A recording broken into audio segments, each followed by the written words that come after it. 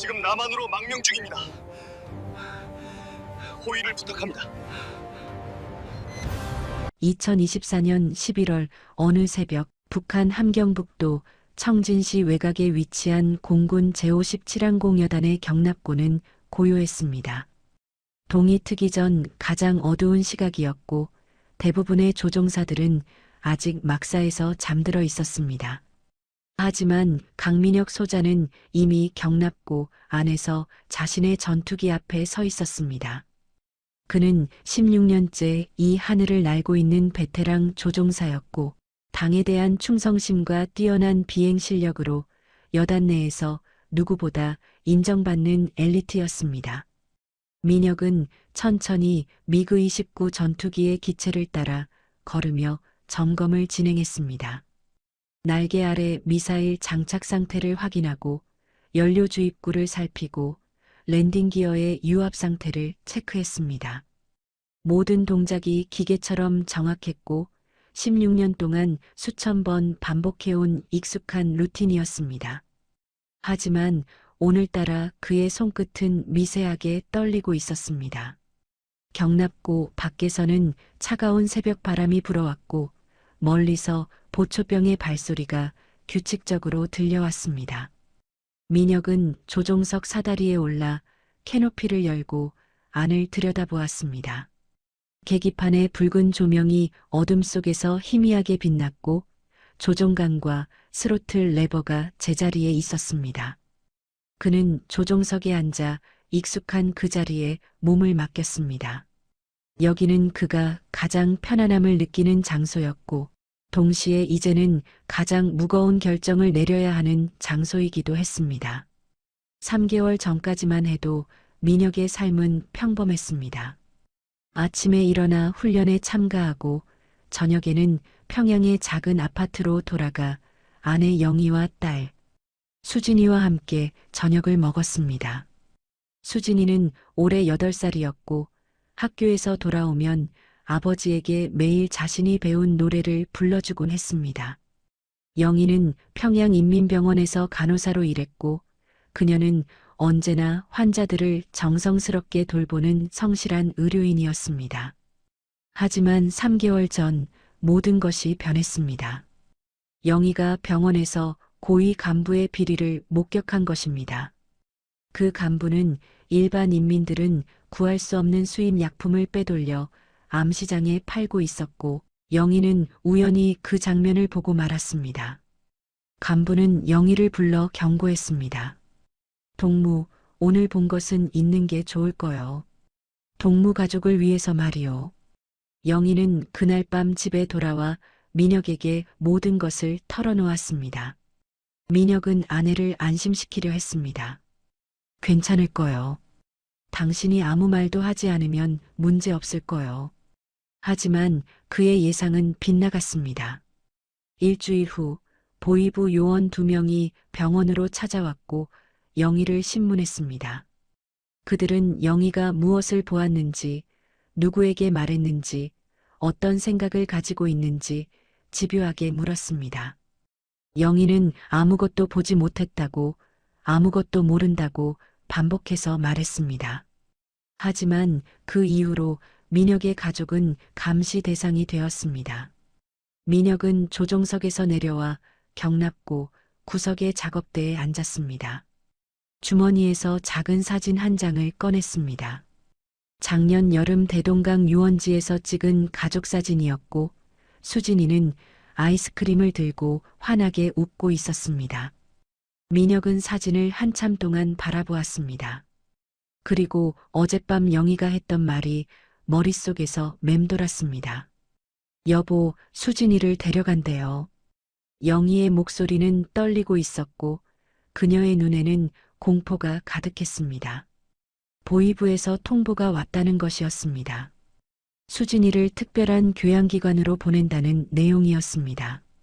표면적으로는 우수한 인재를 조기 교육한다는 명분이었지만 민혁은 그 진짜 의미를 알고 있었습니다. 사실상 인질로 잡히는 것이었고 가족을 통제하기 위한 수단이었습니다. 민혁은 사진을 다시 주머니에 넣고 경납고 밖으로 나왔습니다. 동쪽 하늘이 희미하게 밝아오고 있었고 차가운 새벽 공기가 폐부를 파고들었습니다. 그는 하늘을 올려다보았습니다. 저 하늘 너머 휴전선 남쪽에는 자유가 있다고 들었습니다. 사람들이 정부를 비판해도 잡혀가지 않는 곳이고 아이들이 부모의 죄 때문에 인질로 잡히지 않는 곳이라고 했습니다. 하지만 민혁에게 자유란 단어는 아직 낯설고 두려운 것이었습니다.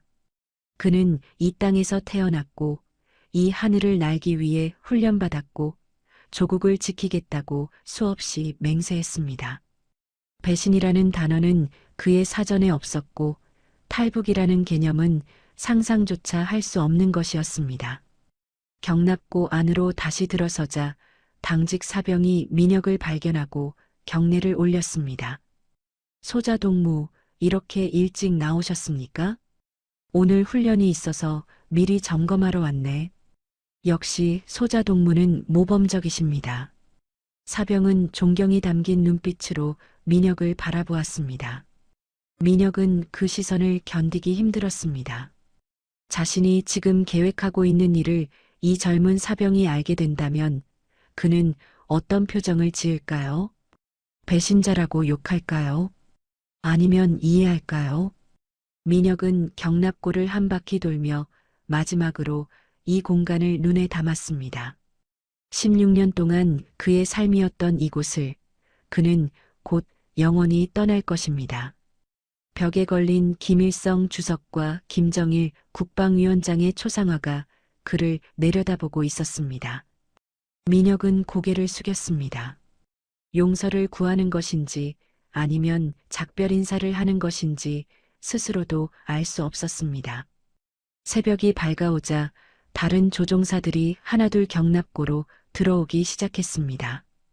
그들은 민혁을 보고 가볍게 인사를 건넸고 민혁도 평소처럼 답했습니다. 아무도 눈치채지 못했습니다. 민혁의 마음속에서 얼마나 거대한 결심이 자라나고 있는지를요. 해가 떠오를 무렵 훈련 브리핑이 시작되었습니다.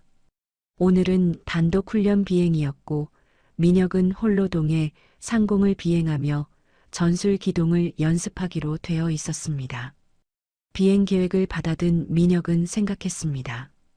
이것은 기회였고 동시에 마지막 기회일지도 몰랐습니다. 그는 비행복을 입으며 주머니 깊숙한 곳에 수진이의 사진과 영희의 편지를 넣었습니다. 편지에는 단 한 줄만 적혀 있었습니다. 우리는 여보를 믿어요. 민혁은 편지를 가슴 가까이 넣고 헬멧을 집어들었습니다.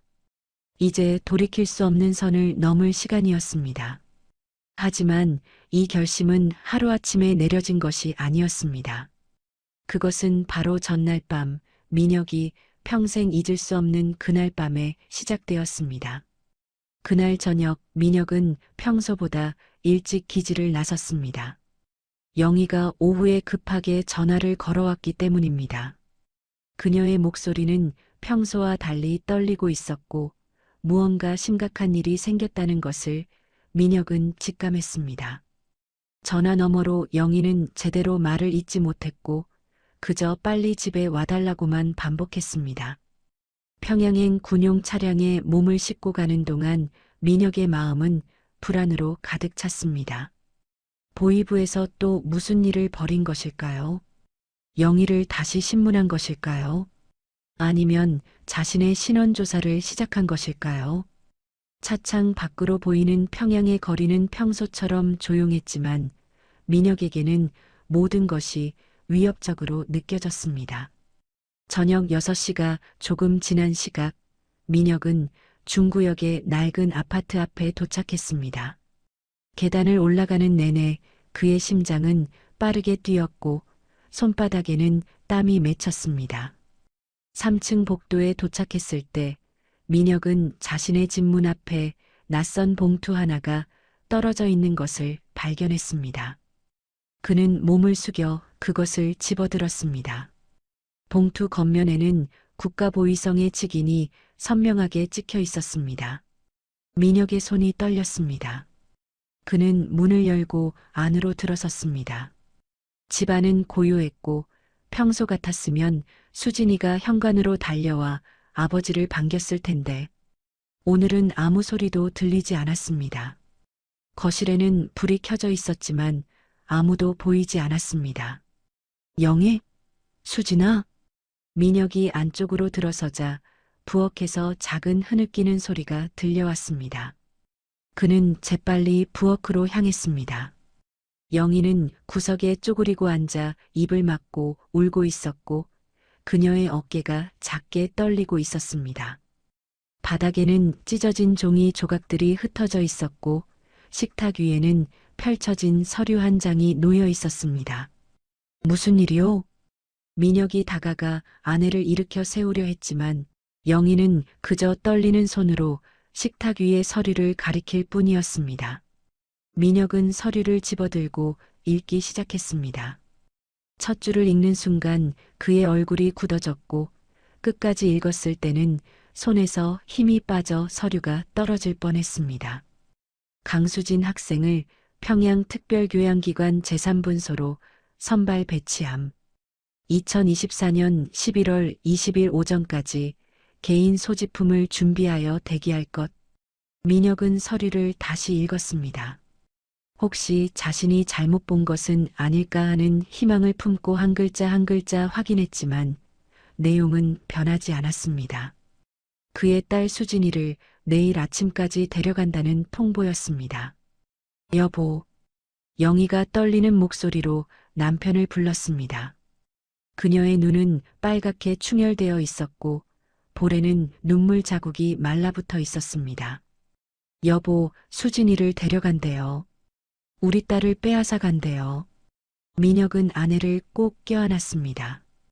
영희는 남편의 품에 안겨 다시 울기 시작했고 민혁은 그저 아내의 등을 토닥일 수밖에 없었습니다. 특별교양기관이란 그럴듯한 이름이지만 그곳의 실체를 민혁은 알고 있었습니다. 체제에 의심받는 가정의 아이들을 격리시켜 감시하고 통제하는 곳이었고 사실상 인질 수용소나 다름없었습니다. 수진이는 어디 있소? 방에 있어요. 제가 아무것도 말하지 못했어요. 뭐라고 말해야 할지 모르겠어요. 민혁은 영희를 부엌 의자에 앉히고 딸의 방으로 향했습니다. 복도를 걸어가는 몇 걸음이 평생 걸어온 길보다 더 무겁게 느껴졌습니다.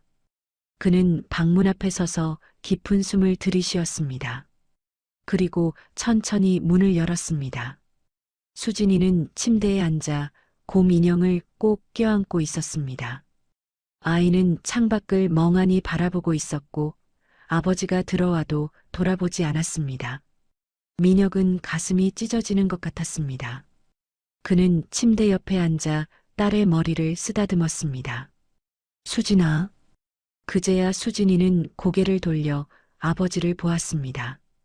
아이의 눈에는 눈물이 그득했지만 울지는 않고 있었습니다. 마치 울어야 할지 말아야 할지 모르는 것처럼 보였습니다. 아빠, 저 어디 가요? 누가 그러던? 엄마가 짐 싸라고 했어요. 근데 어디 가는지 안 가르쳐줘요. 민혁은 딸을 바라보았습니다. 8살 아이에게 무엇을 어떻게 설명해야 할까요? 내가 인질로 잡힌다고 말해야 할까요? 엄마가 진실을 봤기 때문에 너를 데려가서 우리 가족을 통제하려 한다고 말해야 할까요? 수진아, 아빠가 약속할게. 너를 꼭 지킬게. 무슨 말이에요, 아빠? 민혁은 대답하지 못했습니다. 그는 딸을 꼭 안아주었습니다. 수진이의 작은 몸이 아버지의 품에 폭 안겼고 아이는 그제야 울기 시작했습니다. 억눌렀던 눈물이 터져 나왔고 수진이는 아버지의 군복에 얼굴을 묻고 흐느꼈습니다. 아빠, 무서워요. 저 나쁜 짓 안 했는데 왜요? 우리 딸은 나쁜 짓 안 했어. 수진이는 착한 아이야. 그럼 왜 저를 데려가요? 민혁은 딸을 더욱 꼭 안았습니다. 대답할 수 없었습니다. 이 순수한 아이에게 이 세상의 부조리를 어떻게 설명할 수 있을까요? 민혁은 딸의 등을 토닥이며 조용히 노래를 불러주었습니다. 수진이가 좋아하는 자장가였고 아이는 서서히 진정되기 시작했습니다. 한참 후 수진이는 울다 지쳐 아버지의 품에서 잠들었습니다. 민혁은 딸을 침대에 조심스럽게 눕히고 이불을 덮어주었습니다. 수진이는 곰 인형을 꼭 껴안은 채 작은 숨소리를 내고 있었습니다. 민혁은 딸의 이마에 입맞춤을 했습니다. 그리고 방을 나왔습니다. 거실로 돌아온 민혁은 창가에 섰습니다. 밖에서는 밤이 깊어가고 있었고 평양의 드문 불빛들이 어둠 속에서 깜빡이고 있었습니다. 민혁은 손바닥으로 창문을 짚었습니다. 차가운 유리의 감촉이 그의 손끝으로 전해졌습니다. 영희가 뒤에서 다가와 민혁의 등에 기댔습니다. 두 사람은 한동안 아무 말도 하지 않았습니다. 침묵 속에서 시계 소리만이 똑딱똑딱 울려 퍼졌고 그 소리는 마치 시한폭탄의 카운트다운처럼 들렸습니다. 여보, 우리 어떻게 해야 해요? 민혁은 천천히 몸을 돌려 아내를 마주 보았습니다. 영희의 눈은 절망으로 가득 차 있었지만 그 안에는 여전히 남편에 대한 믿음이 남아 있었습니다. 민혁은 그 순간 깨달았습니다. 이곳에 남아있는 한 그의 가족에게 미래는 없다는 것을요. 영희, 내 말 잘 들으시오. 네, 여보. 민혁은 아내의 손을 꼭 잡았습니다. 그리고 낮은 목소리로 말했습니다. 나는 내일 우리 가족을 구할 방법을 찾을 거요. 영희는 남편의 눈을 들여다보았습니다. 그의 눈빛이 평소와 다르다는 것을 느꼈습니다. 거기에는 결심이 있었고 각오가 있었고 무언가 위험한 일을 계획하는 사람의 단단함이 있었습니다. 여보, 무슨 뜻이에요? 무슨 일을 하려는 거예요? 민혁은 고개를 저었습니다. 자세히 말할 수는 없었습니다. 혹시라도 일이 틀어졌을 때 아내가 연루될 수 있었기 때문입니다. 지금은 말할 수 없소. 하지만 나를 믿어주시오. 영희는 떨리는 입술로 물었습니다. 위험한 일인가요? 그럴 수도 있소. 그럼 안 돼요. 당신까지 잃을 수는 없어요. 민혁은 아내를 꼭 껴안았습니다. 나는 당신과 수진이를 잃을 수 없소. 그것이 더 중요하오. 그날 밤 영희는 작은 종이에 문장 하나를 적었습니다. 우리는 여보를 믿어요. 그녀는 그 종이를 남편에게 건넸고 민혁은 그것을 조심스럽게 접어 주머니에 넣었습니다. 밤이 깊어갔습니다. 민혁은 다시 딸의 방에 들어가 수진이의 곁에 누웠습니다. 아이는 여전히 곰 인형을 안고 잠들어 있었습니다. 민혁은 딸의 손을 잡고 속삭였습니다. 수진아, 아빠가 너를 꼭 지킬게. 조금만 기다려.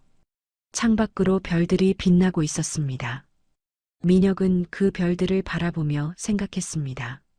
내일 그는 저 하늘을 날 것입니다. 그리고 휴전선을 넘을 것입니다. 설령 그것이 배신이라 불린다 해도, 설령 그것이 죽음을 각오해야 하는 일이라 해도 그는 날아갈 것입니다. 그날 밤 민혁은 한숨도 자지 못했습니다. 그는 새벽까지 딸의 곁에 누워 있었고 동이 트기 시작하자 조용히 일어났습니다. 영희는 거실 소파에서 잠들어 있었고 민혁은 그녀에게 담요를 덮어주었습니다. 그리고 집을 나섰습니다. 기지로 향하는 길, 민혁의 마음은 이미 결정되어 있었습니다. 새벽 공기는 차갑고 날카로웠고 군용 트럭의 엔진 소리만이 고요한 어둠을 가르고 있었습니다. 민혁은 트럭 뒤편에 홀로 앉아 창밖을 바라보았습니다. 도로 양옆으로 펼쳐진 들판은 아직 어둠에 잠겨 있었고 멀리 지평선 너머로 희미한 빗줄기가 보이기 시작했습니다. 평소 같았으면 아름답다고 생각했을 풍경이었지만 오늘 아침 민혁에게 그것은 그저 지나가는 배경일 뿐이었습니다. 트럭이 기지 정문에 도착했을 때는 동이 트기 직전이었습니다. 초병이 민혁의 신분증을 확인하고 경례를 올렸고 차단기가 올라갔습니다. 민혁은 트럭에서 내려 경납고를 향해 걸어갔습니다. 평소보다 훨씬 일찍 도착한 것이었고 아직 대부분의 조종사들은 막사에서 잠들어 있을 시간이었습니다. 경납고 안으로 들어서자 당직 사병이 놀란 표정으로 민혁을 맞이했습니다. 소자동무, 이렇게 일찍 나오셨습니까? 오늘 훈련이 있어서 미리 점검하러 왔네. 역시 소자동무는 모범적이십니다.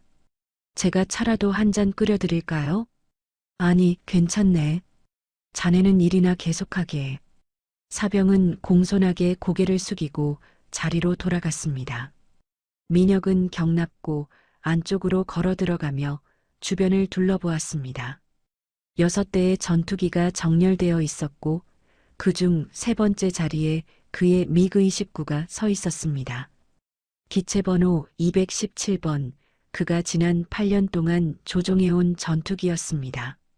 민혁은 전투기 앞에 서서 천천히 기체를 살폈습니다. 회색과 녹색이 섞인 위장 도색이 새벽 어둠 속에서 희미하게 보였고 날개 아래 장착된 미사일이 무겁게 매달려 있었습니다. 그는 기체를 한 바퀴 돌며 랜딩 기어를 확인하고 연료 주입구를 살피고 공기 흡입구의 상태를 점검했습니다. 모든 것이 완벽했습니다. 오늘 이 전투기는 그를 자유로 데려다 줄 것입니다. 아니면 죽음으로 데려다 줄 것입니다. 1시간쯤 지났을 때 다른 조종사들이 하나둘 경납고로 들어오기 시작했습니다. 그들은 민혁을 보고 가볍게 인사를 건넸습니다. 오늘도 일찍 나왔군, 민혁 동무. 김 소자가 다가와 민혁의 어깨를 두드렸습니다. 그는 민혁과 같은 해에 입대한 동기였고 지난 16년 동안 함께 하늘을 날아온 친구였습니다. 오늘 훈련이 있어서 말이네. 단독 비행이지? 자네는 늘 꼼꼼하니까 걱정은 없겠어. 김 소자는 웃으며 자신의 전투기로 향했습니다. 민혁은 그의 뒷모습을 바라보았습니다. 오늘이 마지막이 될 것입니다. 16년 동안 함께한 전우와의 마지막 대화였습니다. 민혁은 입을 열어 무언가 말하려 했지만 결국 아무 말도 하지 못했습니다. 해가 떠오를 무렵 브리핑실에 조종사들이 모였습니다. 비행대장이 들어오자 모두 차렷 자세로 경례를 올렸습니다. 대장은 오늘의 훈련 계획을 설명하기 시작했습니다. 오늘은 단독 훈련 비행이 2건 있다. 강민혁 소자는 동해 상공에서 전술 기동 훈련을 실시한다. 비행 시간은 1시간 30분, 훈련 공역은 청진 동쪽 50km 해상이다. 민혁은 비행 계획서를 받아들었습니다. 종이에 적힌 좌표와 고도, 비행 경로를 눈으로 훑었지만 그의 머릿속에는 이미 다른 경로가 그려져 있었습니다. 남쪽으로 휴전선을 넘어 자유의 땅으로 가는 경로였습니다. 강소자, 이해했나? 예, 동무대장. 이해했습니다. 좋아. 출격 시간은 오전 6시다. 기상 상태는 양호하고 시정도 좋다. 안전하게 다녀오게. 브리핑이 끝나고 조종사들이 각자 준비를 시작했습니다. 민혁은 장비실로 가서 비행복을 꺼냈습니다. 주황색 비행복은 수없이 입어온 것이었고 그의 몸에 완벽하게 맞았습니다. 그는 천천히 비행복을 입으며 호주머니를 확인했습니다. 어젯밤 영희에게서 받은 편지와 수진이의 사진이 안주머니에 들어 있었습니다. 민혁은 편지를 꺼내 펼쳐보았습니다. 우리는 여보를 믿어요. 영희의 글씨는 떨려 있었지만 그 안에 담긴 믿음은 확고했습니다. 민혁은 편지를 다시 접어 심장 가까운 곳에 넣었습니다. 그리고 수진이의 사진도 함께 넣었습니다. 대동강 유원지에서 아이스크림을 들고 웃고 있는 딸의 모습이 눈에 선했습니다. 강소자 준비됐나? 정비병이 다가와 물었습니다. 민혁은 고개를 끄덕였습니다. 준비됐네. 오늘 기체 상태 최상입니다. 어제 저녁에 완전 점검 끝냈습니다. 고맙네. 민혁은 헬멧을 집어들고 경납고로 향했습니다. 경납고 밖으로 나서자 이미 해가 떠올라 있었고 아침 햇살이 활주로를 비추고 있었습니다. 공기는 여전히 차가웠지만 하늘은 맑고 푸르렀습니다. 비행하기에 완벽한 날씨였습니다. 미그 29 앞에 도착하자 정비팀장이 민혁을 기다리고 있었습니다. 소자동무 최종 점검 완료했습니다. 연료 만재, 무장 정상, 모든 시스템 이상 없습니다. 수고했네. 민혁은 사다리에 올라 조종석으로 향했습니다. 한 발 한 발 오르는 동안 그의 심장은 빠르게 뛰었습니다. 조종석에 앉자 익숙한 계기판이 눈에 들어왔습니다. 고도계, 속도계, 연료 게이지, 무기 시스템 표시 등 모든 것이 제자리에 있었습니다. 정비병이 올라와 민혁의 안전벨트를 확인하고 헬멧 연결 상태를 점검했습니다. 모두 정상입니다. 소자동무. 안전하게 다녀오십시오. 고맙네. 정비병이 내려가고 캐노피가 천천히 닫혔습니다. 이제 민혁은 완전히 혼자였습니다. 밀폐된 조종석 안에서 자신의 숨소리만이 들렸고 헬멧 속으로 차가운 산소가 흘러들어왔습니다. 민혁은 시동 절차를 시작했습니다. 주 전원을 켜고 계기판의 표시등들이 하나씩 켜지는 것을 확인했습니다. 엔진 시동 버튼을 누르자 낮은 굉음과 함께 터빈이 돌기 시작했습니다. 진동이 기체 전체로 퍼져나갔고 민혁의 몸에도 그 진동이 전해졌습니다. 관제탑에서 무전이 들어왔습니다. 217편, 이륙허가 준비. 활주로로 이동하시오. 217편 알겠습니다. 민혁은 스로틀을 조금 밀어 전투기를 천천히 움직였습니다. 거대한 기체가 부드럽게 앞으로 나아갔고 경납고를 빠져나와 활주로로 향했습니다. 양옆으로 다른 전투기들이 정렬되어 있었고 정비병들이 손을 흔들며 그를 배웅했습니다. 활주로 끝에 도착하자 민혁은 전투기를 멈추고 최종 점검을 했습니다. 플랩 작동 확인, 방향타 확인, 엔진 출력 확인, 모든 것이 정상이었습니다. 그는 깊은 숨을 들이쉬었습니다. 이제 돌이킬 수 없는 순간이 다가오고 있었습니다. 주머니 속 편지와 사진이 심장 가까이에서 느껴졌습니다. 민혁은 눈을 감고 영희와 수진이의 얼굴을 떠올렸습니다. 딸의 웃음소리가, 아내의 목소리가 귓가에 들리는 것 같았습니다. 관제탑에서 다시 무전이 들어왔습니다. 217편, 이륙허가, 활주로 사용 가능. 민혁은 눈을 떴습니다. 그의 눈빛은 단호했습니다. 217편, 이륙하겠습니다. 그는 스로틀을 완전히 밀었습니다. 엔진이 포유하며 거대한 힘을 뿜어냈고 전투기가 활주로를 따라 빠르게 가속하기 시작했습니다. 속도계 바늘이 빠르게 올라갔고 200km, 250km, 300km를 넘어섰습니다. 민혁은 조종간을 부드럽게 당겼습니다. 전투기의 기수가 하늘을 향해 들려 올라갔고 바퀴가 땅에서 떨어졌습니다. 그는 날고 있었습니다. 지상이 빠르게 멀어졌고 기지가 작아졌고 평양의 건물들이 점점 더 작은 점으로 변해갔습니다.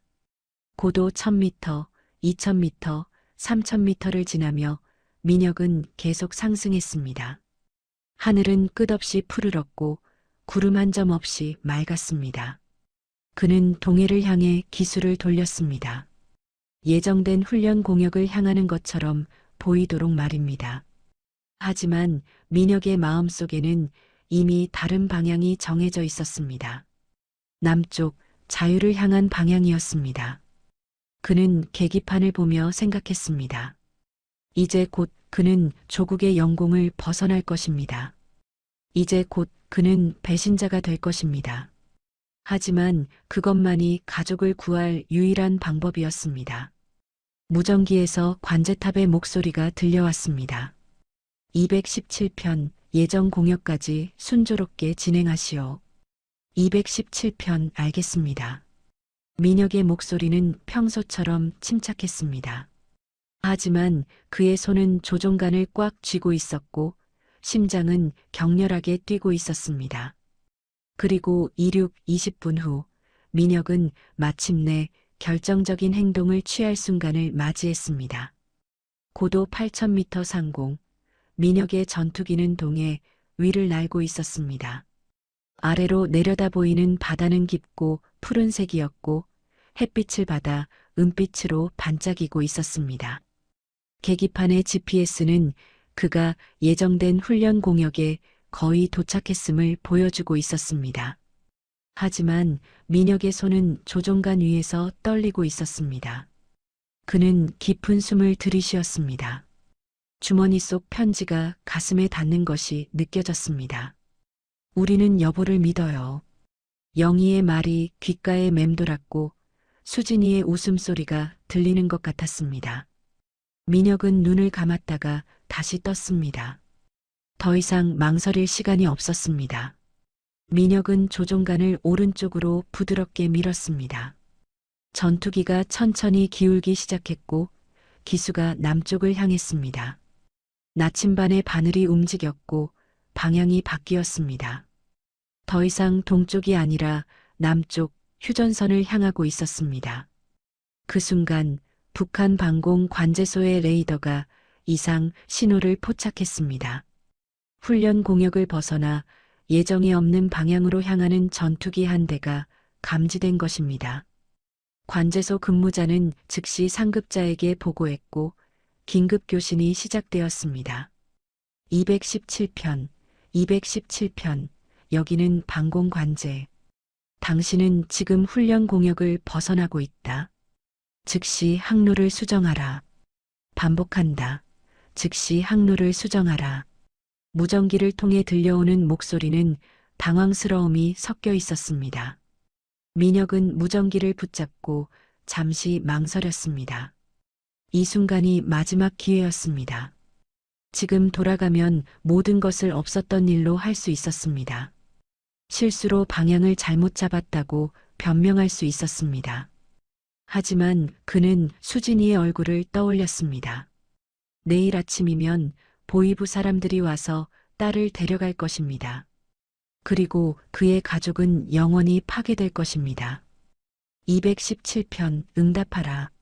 즉시 귀한 명령이다. 소자동무 들리는가?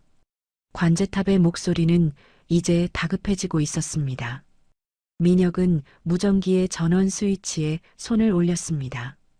그리고 그것을 껐습니다. 무전기에서 들려오던 소음이 갑자기 멈췄고 조종석 안은 완전히 고요해졌습니다. 이제 되돌릴 수 없었습니다. 민혁은 스로틀을 완전히 밀었습니다.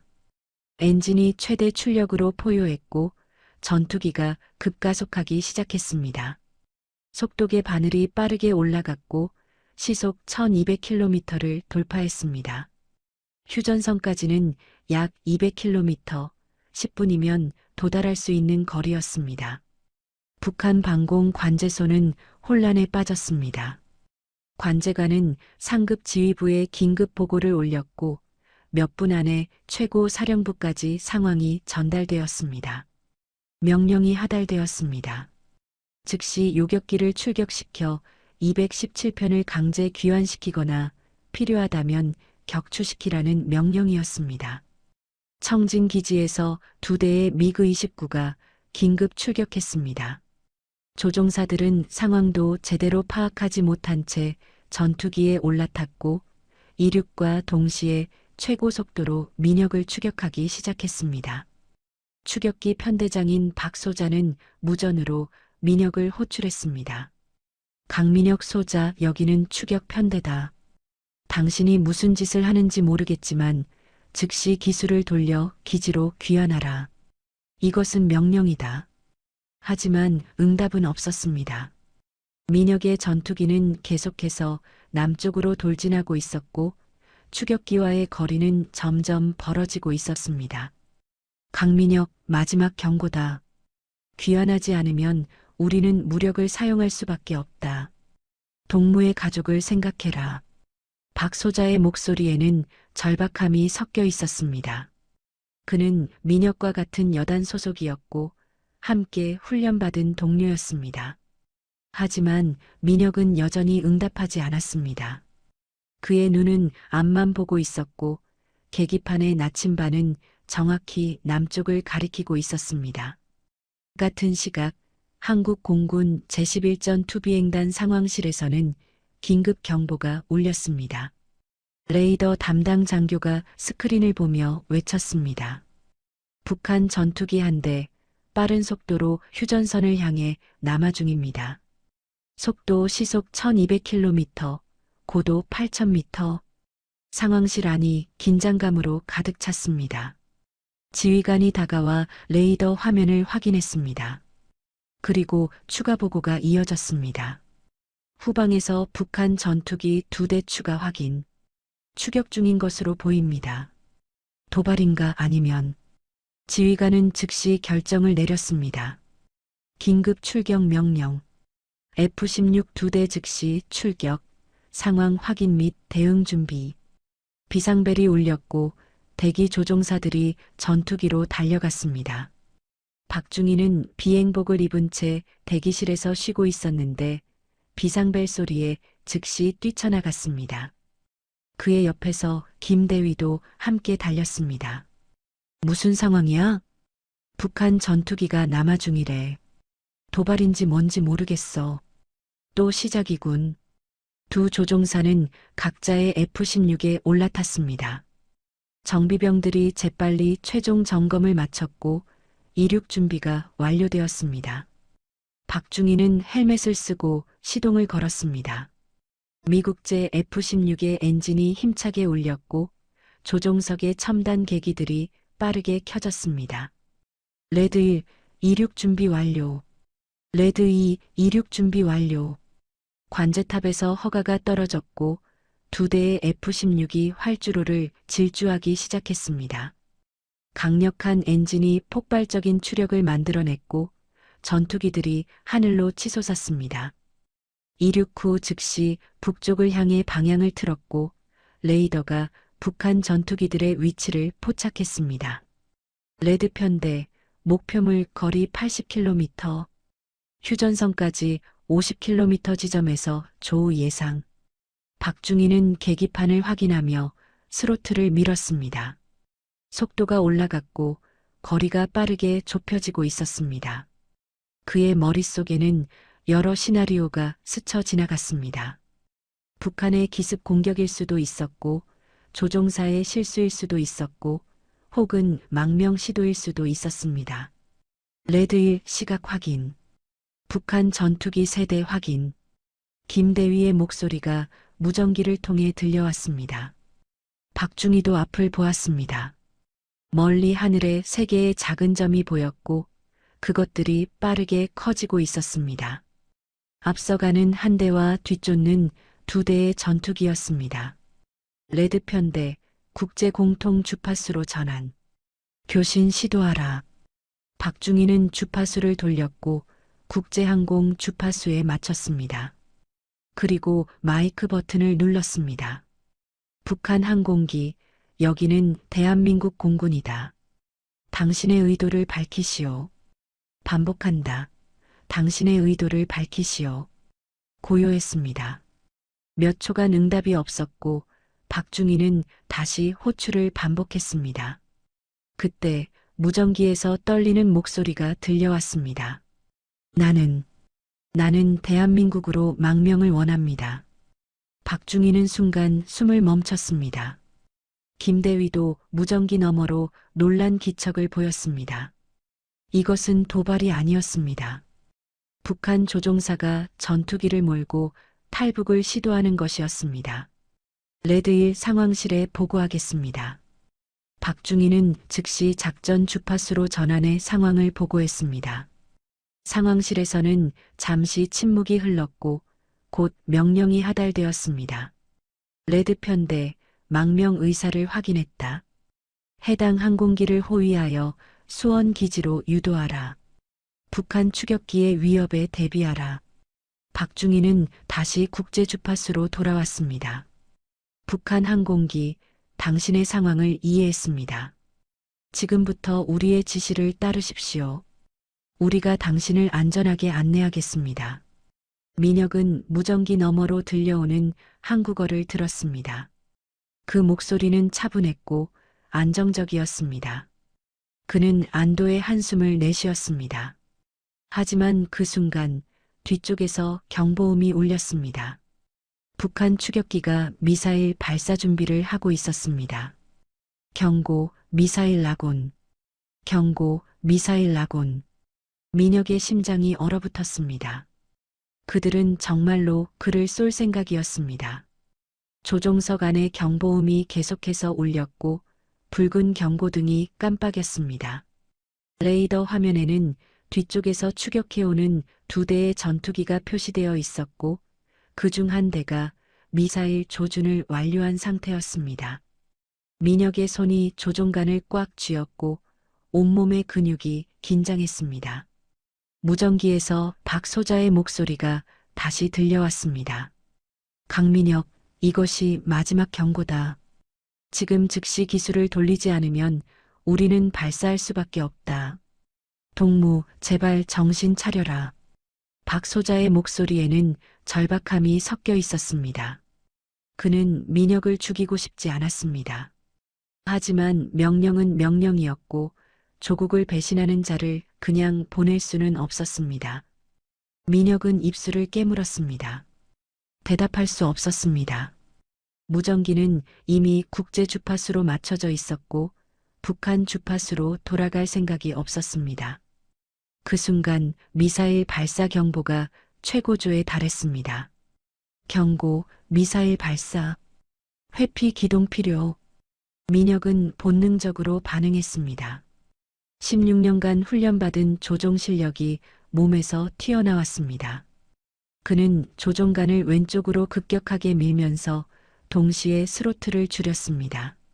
전투기가 순간적으로 왼쪽으로 굴러떨어지듯 급강하였고 거대한 중력이 민혁의 몸을 짓눌렀습니다. 시야가 흐려지고 눈앞이 검게 변하려는 순간 그는 이를 악물고 버텼습니다. 미사일이 민혁의 전투기가 있던 공간을 스쳐 지나갔습니다.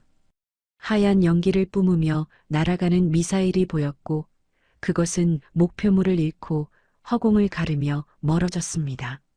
민혁은 재빨리 기체를 바로잡고 다시 고도를 높였습니다. 심장이 터질 듯 뛰었지만 그는 살아있었습니다. 한국 F-16 편대의 박중희는 그 장면을 목격했습니다. 북한 전투기가 동료를 향해 미사일을 발사한 것이었고 망명을 시도하는 조종사는 간발의 차이로 그것을 피했습니다. 박중희는 즉시 무전으로 상황실에 보고했습니다. 상황실, 북한 추격기가 실제로 미사일을 발사했습니다. 망명 시도 항공기가 회피 성공했습니다. 레드 편대, 망명 항공기를 보호하라. 북한 추격기를 차단하되 교전은 금지한다. 반복한다. 교전은 금지한다. 박중희는 스로틀을 밀어 가속했습니다. 그의 F-16이 민혁의 미그 29와 북한 추격기 사이로 빠르게 진입했습니다. 김대위도 반대편에서 접근했고 2대의 한국 전투기가 민혁을 사이에 두고 북한 추격기들을 견제하는 형태가 되었습니다. 박 소자는 앞쪽에서 한국 전투기 2대가 나타나는 것을 보고 이를 갈았습니다. 상황이 복잡해졌습니다. 휴전선은 이제 불과 30km 앞에 있었고 민혁의 전투기는 그곳을 향해 계속 돌진하고 있었습니다. 만약 여기서 다시 미사일을 발사한다면 한국군과의 교전으로 번질 수 있었습니다. 박 소자는 무전기를 켰습니다. 강민혁, 당신이 그 선을 넘으면 당신 가족은 어떻게 되겠는가? 영희 동무와 수진이는 어떻게 되겠는가. 그들을 생각해라. 민혁의 손이 떨렸습니다. 가족의 이름을 듣는 순간 가슴이 무너져 내리는 것 같았습니다. 그는 알고 있었습니다. 자신이 이 선을 넘는 순간 북의 남은 가족은 끔찍한 처벌을 받을 것이라는 것을요. 하지만 돌아간다고 해서 그들이 안전할까요? 수진이는 이미 인질로 잡히기로 결정되었고 영희는 감시 대상이 되었습니다. 민혁은 국제 주파수로 응답했습니다. 나는 내 가족을 구하기 위해 이 길을 선택했습니다. 이것이 유일한 방법입니다. 박중희가 그 말을 듣고 무전으로 말했습니다. 북한 항공기, 우리를 따라오십시오. 우리가 당신을 안전하게 수원기지로 안내하겠습니다. 당신의 가족도 우리가 최선을 다해 도울 것입니다. 민혁은 눈앞이 흐려지는 것을 느꼈습니다. 눈물이 차올랐지만 그는 그것을 참았습니다. 지금은 울 때가 아니었습니다. 그는 고개를 끄덕이며 대답했습니다. 알겠습니다. 당신들을 따르겠습니다. 박중희와 김대위는 민혁의 전투기 양옆으로 위치를 잡았습니다. 세 대의 전투기가 편대를 이루며 남쪽으로 날아갔고 뒤쪽에서는 북한 추격기 2대가 더 이상 접근하지 못하고 머뭇거리고 있었습니다. 휴전선이 눈앞에 다가왔습니다. 박 소장은 무전기를 통해 기지에 보고했습니다. 여기는 추격 편대입니다. 목표를 놓쳤습니다. 한국 전투기의 개입으로 더 이상 추격 불가능합니다. 기지에서 분노에 찬 목소리가 들려왔습니다. 즉시 귀환하라. 이 사건은 최고 지도부에 보고될 것이다. 박 소장은 쓴웃음을 지었습니다. 그는 천천히 기술을 돌려 북쪽으로 향했습니다. 옆에서 함께 추격하던 동료 조종사도 그를 따랐습니다. 2대의 북한 전투기가 휴전선 북쪽 하늘에서 선회하며 남쪽을 바라보았습니다. 저 멀리 3개의 점이 되어 사라지는 전투기들이 보였습니다. 민혁은 휴전선을 넘었습니다. 그 순간을 명확하게 인식할 수는 없었지만 GPS 좌표가 변하는 것을 보고 알 수 있었습니다. 이제 그는 대한민국 영공에 들어온 것입니다. 되돌릴 수 없는 선을 넘은 것입니다. 박중희가 무전으로 말했습니다. 환영합니다. 이제 안전합니다. 우리를 따라 천천히 고도를 낮추십시오. 세 대의 전투기가 서서히 하강하기 시작했습니다. 고도 7,000m, 6,000m, 5,000m를 지나며 아래로 한국의 땅이 보이기 시작했습니다. 산과 들판, 도로와 건물들이 펼쳐져 있었습니다. 민혁은 그 풍경을 바라보았습니다. 북한에서 보던 풍경과 크게 다르지 않았지만 왠지 모르게 다르게 느껴졌습니다. 20분 후 수원 공군기지가 시야에 들어왔습니다. 활주로가 보였고 그 주변으로 수많은 차량과 인원들이 대기하고 있는 것이 보였습니다. 민혁의 도착을 준비하고 있었던 것입니다. 관제탑에서 무전이 들어왔습니다. 북한 항공기, 여기는 수원기지 관제탑입니다. 활주로 사용을 허가합니다. 천천히 접근하십시오. 민혁은 떨리는 목소리로 대답했습니다. 알겠습니다. 그는 고도를 더 낮추고 속도를 줄였습니다. 플랩을 내리고 랜딩 기어를 펼쳤습니다. 기계적인 소리와 함께 바퀴가 아래로 내려왔습니다. 전투기가 활주로에 접근했고 지상이 빠르게 가까워졌습니다. 박중희와 김대위는 양옆에서 민혁을 호위하며 함께 하강했습니다. 세 대의 전투기가 나란히 활주로를 향해 내려갔고 마침내 민혁의 미그-29의 바퀴가 활주로에 닿았습니다. 땅에 닿는 순간의 충격이 기체를 타고 전해졌습니다. 민혁은 브레이크를 밟았고 전투기가 서서히 감속하기 시작했습니다. 활주로를 따라 미끄러지듯 나아가던 전투기가 점점 느려졌고 마침내 완전히 멈췄습니다. 민혁은 스로틀을 완전히 끄고 엔진을 정지시켰습니다. 터빈이 돌아가는 소리가 점점 작아졌고 결국 모든 것이 조용해졌습니다. 조종석 안에서는 민혁의 거친 숨소리만이 들렸습니다. 그는 헬멧을 벗고 얼굴을 감쌌습니다. 손이 떨리고 있었고 온몸에서 힘이 빠져나가는 것 같았습니다. 캐노피를 열자 따뜻한 공기가 밀려 들어왔습니다. 밖에서는 수십 명의 군인들이 총을 겨눈 채 전투기를 포위하고 있었습니다. 소방차와 구급차도 대기하고 있었고 검은색 승용차 몇 대가 멀리 서 있었습니다. 민혁은 천천히 조종석에서 일어났습니다. 다리가 휘청거렸지만 그는 사다리를 붙잡고 내려왔습니다. 한 계단 한 계단 내려가는 동안 그의 눈에 눈물이 고였습니다. 마침내 땅에 발을 디뎠을 때 그는 무릎을 꿇었습니다. 제 딸을 구해주십시오. 민혁의 목소리는 떨리고 있었습니다. 그는 고개를 숙인 채 땅을 바라보았습니다. 눈물이 땅에 떨어졌고 그의 어깨가 작게 떨렸습니다. 양복을 입은 남자 한 명이 다가왔습니다. 국정원 최 과장이었습니다. 그는 차가운 표정으로 민혁을 내려다보았습니다. 당신은 지금 대한민국 영공을 침범했습니다. 조종석에 폭발물이나 무기가 있습니까? 민혁은 천천히 고개를 들어 최 과장을 보았습니다. 그리고 주머니에서 2장의 종이를 꺼냈습니다. 수진이의 사진과 영희의 편지였습니다. 이것밖에 없습니다. 최 과장은 그 종이들을 받아들었습니다. 사진 속 어린 소녀가 환하게 웃고 있었고 편지에는 단 한 줄이 적혀 있었습니다. 우리는 여보를 믿어요. 최 과장은 잠시 그것을 바라보다가 민혁에게 돌려주었습니다. 일어나십시오. 조사를 받아야 합니다. 민혁은 비틀거리며 일어났습니다. 군인들이 다가와 그의 양팔을 붙잡았고 검문 차량으로 안내했습니다. 민혁은 뒤를 돌아보았습니다. 자신이 타고 온 미그 29가 활주로에 서 있었고 햇빛을 받아 은빛으로 빛나고 있었습니다. 그것은 그가 조국을 떠나며 타고 온 마지막 증거였습니다. 차량 문이 닫혔고 민혁은 창밖을 바라보았습니다.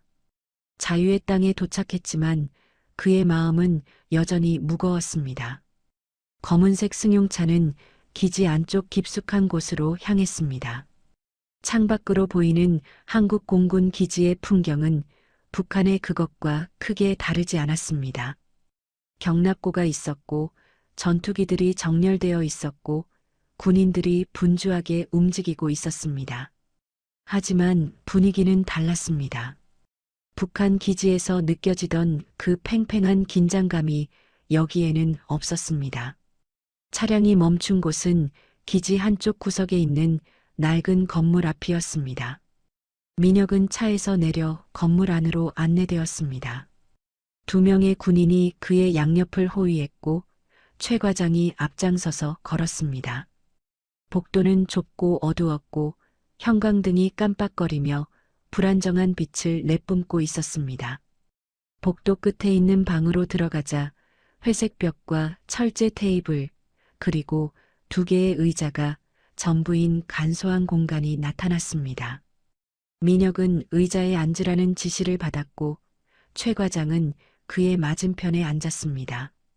녹음기 한 대가 테이블 위에 놓였고 빨간 불이 켜졌습니다. 성함과 소속을 말씀해 주십시오. 최 과장의 목소리는 차갑고 사무적이었습니다. 민혁은 떨리는 목소리로 대답했습니다. 강민혁입니다. 조선인민군 공군 제57항공여단 소자입니다. 망명을 결심한 이유가 무엇입니까? 민혁은 잠시 침묵했습니다. 어디서부터 설명해야 할지 막막했습니다. 그는 천천히 입을 열었습니다. 제 아내가 평양인민병원에서 간호사로 일했습니다. 3개월 전 아내는 고위 간부의 비리를 목격했습니다. 수입 약품을 빼돌려 암시장에 파는 것을 보았습니다. 그래서요? 보위부에서 아내를 신문했습니다. 그 이후로 우리 가족은 감시 대상이 되었습니다. 그리고 어제 제 딸을 특별교양기관으로 보낸다는 통보를 받았습니다. 최 과장은 메모를 하며 물었습니다. 따님의 나이는 8살입니다. 특별교양기관이 무엇입니까? 민혁은 쓴웃음을 지었습니다. 겉으로는 우수한 인재를 조기 교육한다고 하지만 실제로는 인질 수용소입니다. 체제에 의심받는 가정의 아이들을 격리시켜 통제하는 곳입니다. 최 과장은 고개를 끄덕였습니다.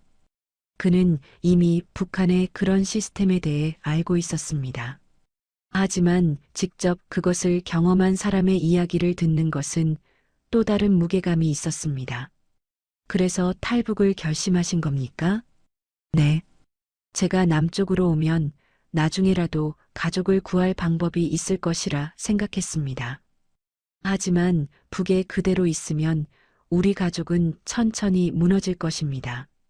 최 과장은 펜을 내려놓고 민혁을 똑바로 바라보았습니다. 솔직히 말씀드리겠습니다. 강 선생님, 당신이 가져온 미그 29는 우리에게 매우 귀중한 정보입니다. 북한 공군의 최신 전투기를 실물로 분석할 수 있는 기회는 흔치 않습니다. 민혁은 아무 말도 하지 못했습니다. 최 과장은 계속 말했습니다. 하지만 당신 가족은 이미 평양에서 연행되었을 가능성이 높습니다.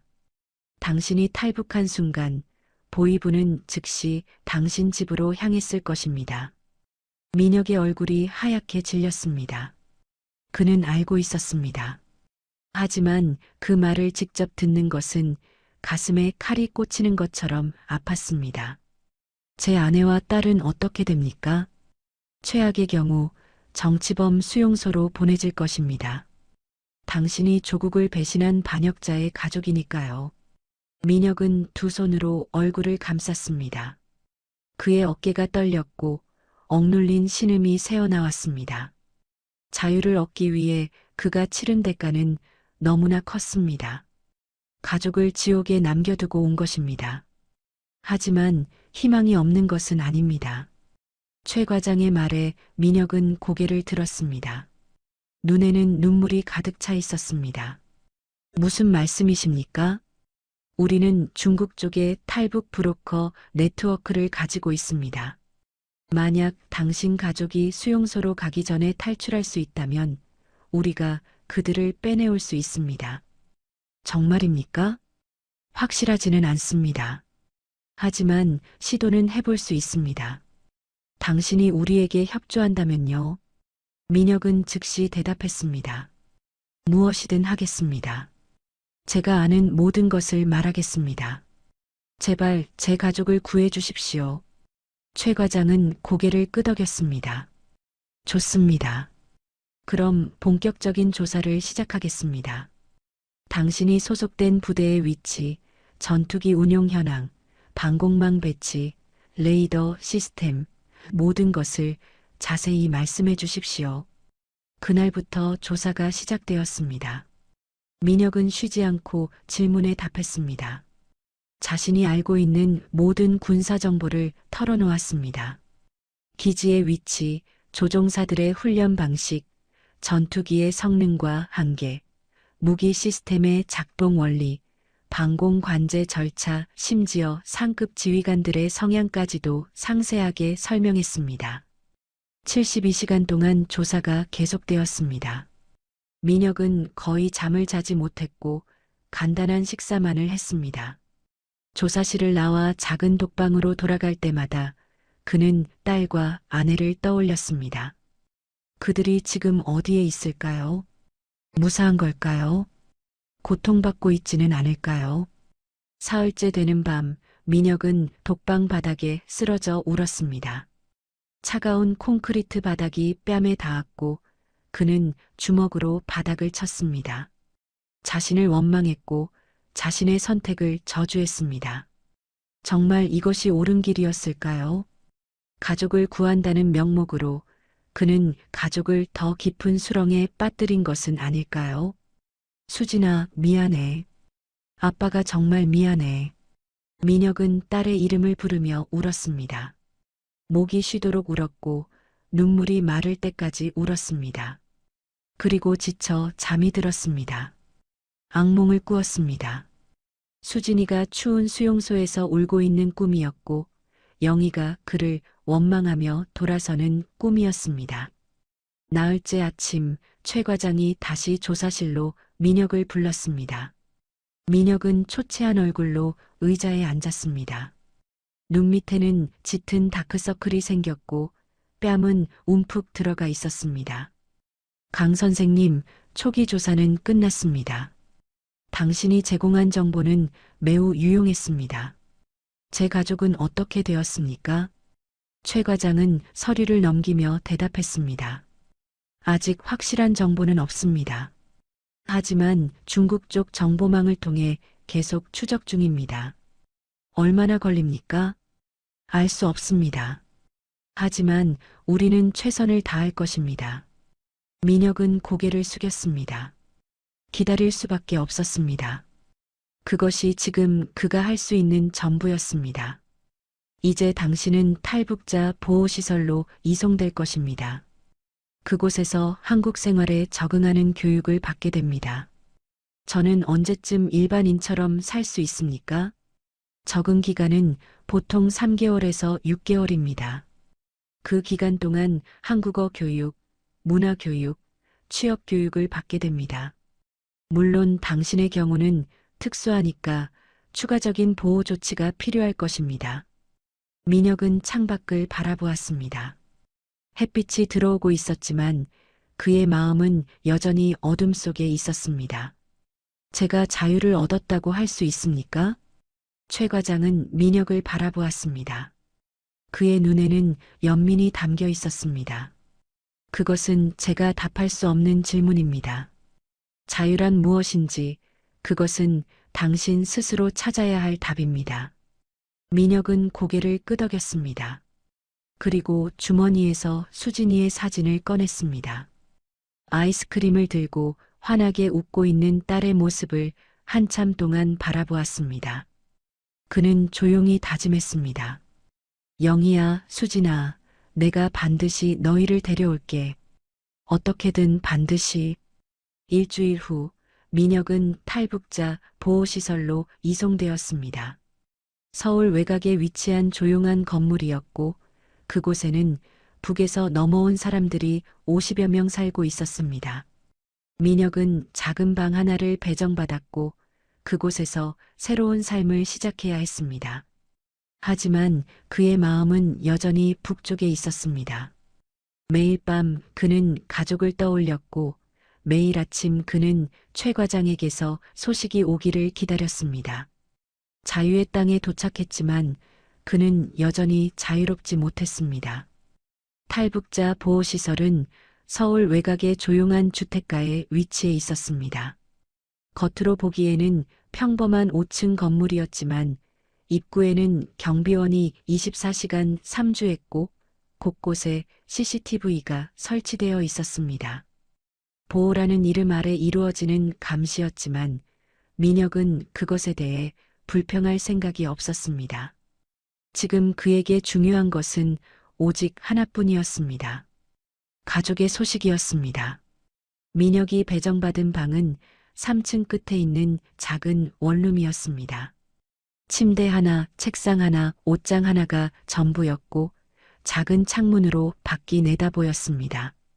민혁은 짐을 풀지도 않고 창가에 서서 밖을 바라보았습니다.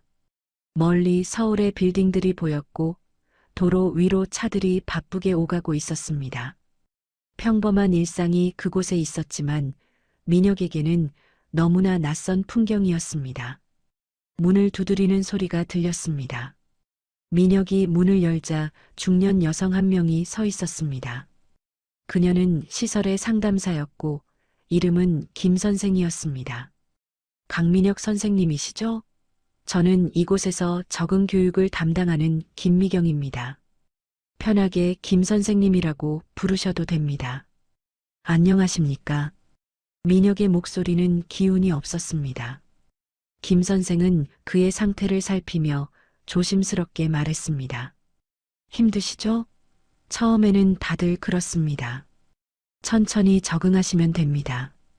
제 가족 소식을 아십니까? 김 선생은 고개를 저었습니다. 저는 그런 정보는 알 수 없습니다. 국정원에서 담당하는 영역이니까요. 하지만 최 과장님께서 계속 추적 중이라고 들었습니다. 민혁은 실망한 표정으로 고개를 끄덕였습니다. 김 선생은 그의 어깨를 가볍게 두드렸습니다. 저녁 식사 시간은 6시입니다. 1층 식당에서 다른 분들과 함께 드시면 됩니다. 내일부터는 오전에 한국어 교육, 오후에는 문화 적응 교육이 있습니다. 알겠습니다. 김 선생이 나가고 민혁은 다시 혼자가 되었습니다. 그는 침대에 앉아 주머니에서 수진이의 사진을 꺼냈습니다. 사진은 이제 구겨지고 낡았지만 딸의 웃는 얼굴은 여전히 선명했습니다. 민혁은 사진을 가슴에 대고 눈을 감았습니다. 저녁 식사 시간이 되어 민혁은 1층 식당으로 내려갔습니다. 식당에는 이미 20여 명의 사람들이 모여 있었고 그들은 작은 그룹을 이루어 앉아 있었습니다. 민혁이 들어서자 몇몇 사람들이 그를 쳐다보았습니다. 호기심 어린 시선도 있었고 무관심한 시선도 있었습니다. 민혁은 구석 자리에 혼자 앉았습니다. 식판에 놓인 음식은 밥과 국, 반찬 3가지였습니다. 북한에서 먹던 것보다 훨씬 풍성했지만 민혁은 식욕이 없었습니다. 그는 숟가락을 들었다가 다시 내려놓았습니다. 목구멍으로 음식이 넘어가지 않았습니다. 첫날이시죠? 옆 테이블에서 40대 후반으로 보이는 남자가 말을 걸었습니다. 민혁은 고개를 들어 그를 보았습니다. 네, 저는 이철수라고 합니다. 여기 온 지 2달 됐습니다. 함경남도 출신입니다. 강민혁입니다. 처음에는 다들 힘듭니다. 하지만 시간이 지나면 조금씩 나아집니다. 민혁은 대답하지 않았습니다. 이철수는 민혁의 표정을 보고 더 이상 말을 걸지 않았습니다. 식당은 다시 조용해졌고 사람들은 각자의 식사에 집중했습니다.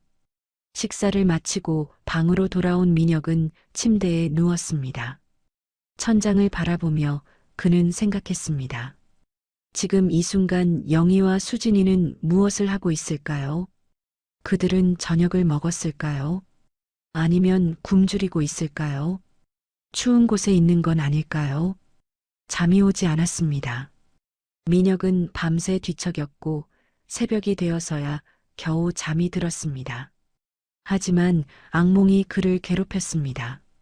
수진이가 어둠 속에서 아버지를 부르는 꿈이었고 영희가 눈물을 흘리며 그를 원망하는 꿈이었습니다.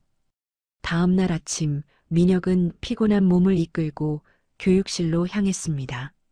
그곳에는 10여 명의 탈북자들이 모여 있었고 젊은 강사 한 명이 앞에서 한국어 수업을 진행하고 있었습니다. 민혁은 뒤쪽 자리에 앉았습니다. 오늘은 한국에서 자주 쓰이는 표현들을 배워보겠습니다. 북한과 남한은 같은 언어를 쓰지만 많은 단어와 표현이 다릅니다. 강사는 칠판에 여러 단어들을 적었습니다. 동무는 친구, 인민반장은 통장, 선전선동원은 홍보 담당자, 이런 식으로 북한 용어와 남한 용어를 비교했습니다. 민혁은 공책에 그것들을 적었지만 집중할 수 없었습니다. 머릿속은 온통 가족 생각뿐이었습니다. 수업이 끝나고 쉬는 시간, 한 여성이 민혁에게 다가왔습니다. 그녀는 30대 후반으로 보였고 얼굴에는 고생의 흔적이 역력했습니다. 저는 박순이라고 합니다. 어제 식당에서 봤어요. 안녕하십니까? 혹시 가족이 북에 계십니까? 민혁은 순간 얼어붙었습니다. 박순이는 그의 표정을 보고 조용히 말했습니다. 저도 그래요. 2 아들을 북에 두고 왔습니다. 10년 전 일입니다. 민혁은 그녀를 바라보았습니다. 박순이의 눈에는 깊은 슬픔이 담겨 있었지만 동시에 단단함도 느껴졌습니다. 그녀는 10년 동안 그 고통을 견뎌온 사람이었습니다. 어떻게 견디셨습니까? 견딘 게 아닙니다. 그냥 살았을 뿐입니다. 매일 밤 아이들을 생각하며 울었지만 아침이 오면 일어나서 하루를 살았습니다. 그게 제가 할 수 있는 전부였습니다. 아드님들은 지금 어떻게 되셨습니까? 박순희는 잠시 침묵했습니다. 그리고 조용히 대답했습니다. 모릅니다. 소식이 없습니다. 살아있는지 죽었는지도 모릅니다. 하지만 저는 믿습니다. 그 아이들이 어디선가 살아있을 거라고. 민혁은 가슴이 먹먹해지는 것을 느꼈습니다. 10년 동안 소식도 모른 채 살아간다는 것, 그것이 얼마나 고통스러운 일인지 상상조차 할 수 없었습니다. 저는 견딜 수 있을까요? 견뎌야 합니다. 당신이 무너지면 북에 있는 가족에게 희망이 없어집니다. 당신이 여기서 살아남아야 언젠가 그들을 구할 기회가 올 수 있습니다. 박순희의 말은 단호했습니다. 민혁은 고개를 끄덕였습니다. 그녀의 말이 옳았습니다. 지금 포기하면 모든 것이 끝나는 것입니다. 그날 오후 민혁은 최 과장에게서 전화를 받았습니다. 심장이 빠르게 뛰었고 손이 떨렸습니다. 혹시 가족의 소식일까요? 강 선생님, 최 과장입니다. 네, 과장님. 제 가족 소식입니까? 아직 구체적인 정보는 없습니다. 하지만 평양에서 특이한 움직임이 포착되었습니다. 당신 집 주변에 보위부 요원들이 배치되었다가 철수했다는 정보입니다. 그게 무슨 뜻입니까? 두 가지 가능성이 있습니다. 하나는 이미 당신 가족을 연행했다는 것이고 다른 하나는 그들이 도주했다는 것입니다. 민혁의 숨이 멎었습니다. 도주요? 확실하지는 않습니다. 하지만 우리 정보원이 계속 추적 중입니다. 만약 당신 가족이 탈출을 시도했다면 중국 쪽에서 흔적이 나타날 것입니다. 얼마나 걸립니까? 인내심을 가지십시오. 이런 일은 시간이 필요합니다. 전화가 끊어지고 민혁은 주저앉았습니다. 도주했다는 가능성, 그것은 희망일 수도 있고 절망일 수도 있었습니다. 만약 영희가 수진이를 데리고 탈출을 시도했다면 그들은 지금 국경지대 어딘가에서 목숨을 걸고 도망치고 있을 것입니다. 추운 밤에 굶주린 채로 보위부의 추적을 피해 달아나고 있을 것입니다. 민혁은 창밖을 바라보았습니다. 서울의 불빛들이 반짝이고 있었습니다. 저 불빛 아래 사람들은 평범한 일상을 살고 있었습니다. 하지만 민혁에게 일상은 없었습니다. 그에게는 오직 기다림만이 있었습니다. 그날 밤 민혁은 박순희의 말을 떠올렸습니다. 견뎌야 합니다. 그는 다짐했습니다. 견디겠다고, 버티겠다고, 가족을 다시 만날 때까지 포기하지 않겠다고. 침대에 누워 민혁은 수진이의 사진을 꺼내 보았습니다. 아이의 웃는 얼굴이 그를 바라보고 있었습니다. 수진아, 조금만 기다려. 아빠가 반드시 너를 데려올게. 민혁은 사진을 가슴에 대고 눈을 감았습니다. 그리고 조용히 기도했습니다. 신을 믿지 않았던 그였지만 이 순간만큼은 누군가에게 간절히 빌고 싶었습니다. 제발 제 가족을 지켜달라고. 3주가 흘렀습니다. 민혁은 탈북자 보호시설에서의 삶에 조금씩 익숙해지고 있었습니다. 아침 8시에 일어나 식당에서 아침을 먹고 오전에는 한국어 교육을 받고 오후에는 문화 적응 교육에 참석했습니다. 저녁이면 방으로 돌아와 혼자만의 시간을 보냈고 밤이면 가족을 떠올리며 잠을 청했습니다. 반복되는 일상이었지만 민혁에게 그 일상은 견디기 힘든 고통이었습니다. 어느 날 오후 민혁은 시설 건물 옥상에 올라갔습니다. 그곳은 탈북자들이 자유롭게 나와서 바람을 쐴 수 있는 유일한 공간이었습니다. 펜스가 둘러쳐져 있었지만 하늘은 활짝 열려 있었고 서울의 풍경이 한눈에 내려다 보였습니다. 민혁은 펜스에 기대어 멀리 보이는 빌딩들을 바라보았습니다. 여기 자주 오시나 봐요. 뒤에서 목소리가 들렸습니다. 민혁이 돌아보니 박순이가 서 있었습니다. 그녀는 손에 종이컵 2개를 들고 있었고 그 중 하나를 민혁에게 건넸습니다. 커피입니다. 1층 휴게실에 자판기가 있어요. 감사합니다. 민혁은 커피를 받아 한 모금 마셨습니다. 따뜻한 액체가 목구멍을 타고 내려갔지만 가슴의 차가움은 녹지 않았습니다. 박순이는 그의 옆에 서서 함께 서울의 풍경을 바라보았습니다. 적응이 좀 되셨어요? 적응이라는 게 가능한 건지 모르겠습니다. 처음에는 다들 그렇게 말합니다. 저도 그랬고요. 박순이는 커피를 마시며 계속 말했습니다. 10년 전 제가 처음 여기 왔을 때 저는 매일 울었어요. 아침에 눈을 뜨면 북에 두고 온 아이들이 생각났고 밤에 잠들기 전에는 그 아이들이 저를 원망할 거라는 생각에 잠을 이룰 수 없었죠. 민혁은 그녀를 바라보았습니다. 박순이의 얼굴에는 세월의 흔적이 깊게 새겨져 있었습니다.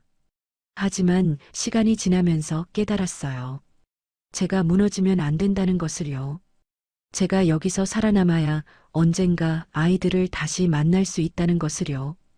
10년 동안 소식이 없다고 하셨습니다. 어떻게 희망을 잃지 않으셨습니까? 박순이는 잠시 침묵했습니다.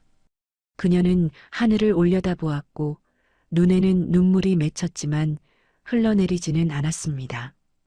희망을 잃지 않은 게 아니에요. 희망이 있어서 버틴 게 아니라 버티는 것 자체가 희망이었던 거죠. 제가 여기서 포기하고 죽어버리면 그 아이들은 정말로 엄마를 잃는 겁니다. 하지만 제가 살아있으면 언젠가 다시 만날 가능성이 있잖아요. 그게 희망이에요. 민혁은 고개를 끄덕였습니다. 박순이의 말은 그의 가슴에 깊이 와닿았습니다. 그녀는 10년 동안 그렇게 살아왔고 앞으로도 그렇게 살아갈 것입니다. 민혁도 그래야 했습니다. 강 선생님, 당신만 그런 게 아니에요. 박순이가 옥상을 둘러보며 말했습니다. 여기 있는 사람들 대부분이 누군가를 북에 남겨두고 왔어요. 부모를, 자식을, 형제를, 배우자를요. 우리 모두 같은 상처를 가지고 있어요. 그 상처는 절대 아물지 않을 거예요. 하지만 그 상처와 함께 살아가는 법을 배워야 해요. 민혁은 주먹을 쥐었습니다. 손톱이 손바닥에 파고들었지만 아픔을 느끼지 못했습니다. 제 아내와 딸이 지금 어디에 있는지 모릅니다. 살아있는지, 고통받고 있는지, 저를 원망하는지 아무것도 모릅니다. 이 무지가 저를 미치게 만듭니다. 저도 압니다. 그 고통을요. 박순이는 민혁의 어깨에 손을 올렸습니다. 하지만 당신이 살아있다는 것, 그 자체가 북에 남은 가족들에게 희망이 될 수 있어요. 당신이 여기서 정착하고 안정을 찾고 그들을 구할 방법을 찾는다면요. 민혁은 박순이를 바라보았습니다. 그녀의 눈에는 진심이 담겨 있었습니다. 정말 가능할까요? 제가 그들을 다시 만날 수 있을까요? 저는 아직도 믿습니다. 언젠가 제 아이들을 다시 만날 거라고요. 10년이 걸렸든 20년이 걸렸든 제가 살아있는 한 그 희망은 계속될 겁니다. 두 사람은 한참 동안 침묵 속에서 서울의 풍경을 바라보았습니다. 해가 서쪽으로 기울고 있었고 건물들 사이로 석양이 비쳐들었습니다. 주황색 빛이 도시를 물들였고 그 빛은 따뜻했지만 민혁의 마음은 여전히 차가웠습니다. 저녁 먹으러 내려가시죠. 박순이가 먼저 옥상 문을 향해 걸었고 민혁도 그녀를 따랐습니다. 1층 식당에 내려가자 이미 많은 사람들이 모여 있었습니다. 민혁은 평소처럼 구석 자리에 앉으려 했지만 박순이가 그의 팔을 잡았습니다. 우리 테이블로 오세요. 혼자 있지 마세요. 박순희는 민혁을 자신이 앉아있던 테이블로 안내했습니다. 그곳에는 이미 3명의 탈북자가 앉아 있었습니다. 중년 남자 2명과 젊은 여성 1명이었습니다. 여러분, 소개합니다. 강민혁 선생님이에요. 3주 전에 오셨어요. 안녕하십니까? 민혁이 인사하자 그들도 각자 인사를 했습니다. 김철호는 함경북도 출신이었고 이영수는 평안남도 출신이었으며 정미라는 양강도 출신이었습니다. 그들 모두 다른 시기에 다른 방법으로 탈북했지만 한 가지 공통점이 있었습니다. 모두 누군가를 북에 남겨두고 왔다는 것이었습니다. 저녁 식사를 하면서 그들은 각자의 이야기를 나눴습니다. 김철호는 5년 전에 탈북했고 북에 어머니를 두고 왔다고 했습니다. 이영수는 3년 전에 탈북했고 형제들을 두고 왔다고 했습니다. 정미라는 작년에 탈북했고 남편을 두고 왔다고 했습니다. 우리 모두 같은 처지입니다. 김철호가 말했습니다. 처음에는 죄책감에 미칠 것 같았습니다. 하지만 시간이 지나면서 깨달았습니다. 우리가 여기 온 것은 배신이 아니라 생존이었다는 것을요. 맞습니다. 이영수가 고개를 끄덕였습니다. 우리는 살기 위해 왔습니다. 그리고 살아남았습니다. 그것이 죄가 될 수는 없습니다. 민혁은 그들의 말을 들으며 생각했습니다. 정말 그럴까요? 자신의 선택이 옳았을까요? 하지만 돌이킬 수는 없었습니다. 이미 선을 넘었고 이제는 앞으로 나아갈 수밖에 없었습니다. 식사를 마치고 방으로 돌아온 민혁은 창가에 섰습니다. 밤이 내려앉았고 서울의 불빛들이 반짝이고 있었습니다. 저 불빛 하나하나 뒤에 사람들의 삶이 있었고 그들은 저마다의 행복과 고통을 안고 살아가고 있었습니다. 민혁은 주머니에서 수진이의 사진을 꺼냈습니다. 사진 속 딸의 웃는 얼굴을 바라보며 그는 조용히 속삭였습니다. 수진아, 아빠는 여기서 포기하지 않을게. 반드시 너와 엄마를 다시 만날 거야. 그때까지 아빠는 견딜 거야. 버틸 거야. 창밖으로 차가운 바람이 불어왔습니다. 민혁은 창문을 닫고 침대에 앉았습니다. 그리고 작은 공책을 꺼내 펜을 들었습니다. 오늘부터 그는 일기를 쓰기로 했습니다. 언젠가 가족을 다시 만났을 때 이 시간 동안 자신이 무엇을 생각하고 어떻게 살았는지 보여주기 위해서였습니다. 2024년 12월 15일 탈북 25일째. 오늘 박순희 선생님이 말했다. 버티는 것 자체가 희망이라고. 나는 그 말을 믿기로 했다. 영희야, 수진아, 아빠는 너희를 기다린다. 영원히. 민혁은 공책을 덮고 불을 껐습니다. 어둠 속에서 그는 눈을 감았습니다. 오늘 밤도 악몽을 꿀 것입니다. 하지만 내일 아침이면 다시 일어날 것입니다. 그리고 하루를 살 것입니다. 가족을 다시 만날 그날까지 6개월이 흘렀습니다. 2025년 5월 서울의 봄은 화창했지만 민혁의 마음은 여전히 겨울이었습니다. 그는 이제 탈북자 보호시설을 나와 서울 마포구의 작은 원룸에서 살고 있었습니다. 정부에서 지원하는 주거 보조금으로 얻은 방이었고 가구도 없이 텅 비어 있었지만 민혁에게는 충분했습니다. 그는 많은 것을 필요로 하지 않았습니다.